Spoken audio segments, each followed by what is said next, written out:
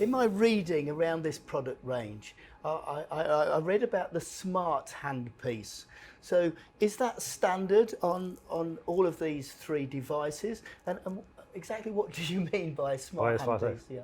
So the design of the handpiece is very similar across the whole product range. Okay. It's been redesigned relatively recently, and now you'll find that the fibre optic cable has a metal sheath around it, and it has a rugged, relatively flexible rubberized sheath, which makes it extremely resistant to both compression and flexing, so it makes it extremely strong. Visually, the handpiece itself is extremely similar across the three, but the internal components are slightly different.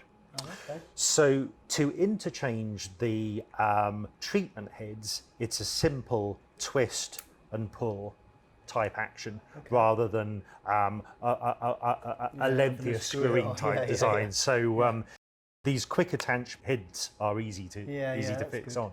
But the difference between the three is the higher power units, so the 25 watt XPI and the 40 watt XLI, have what we call an IQ handpiece. And what that means is there's a large number of internal components in here, but there's an accelerometer as well that can measure the speed you're moving it and the direction you're moving it as well. So if the user is treating at the correct pace, or you moving the handpiece in the correct manner, it'll illuminate green. If they're moving it too fast, it'll illuminate amber yellow color. However, if they're moving it too slowly, it'll illuminate red, and they'll get haptic feedback. So you get both visual and haptic feedback, which tells the user if they're using it correctly. Now that's only available, the internal components and the accelerometer, in the two top end models.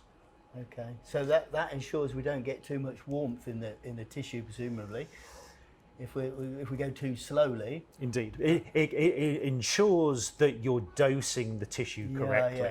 Indeed, you're correct in saying if you don't move the handpiece fast enough, there's an increased perception of heat.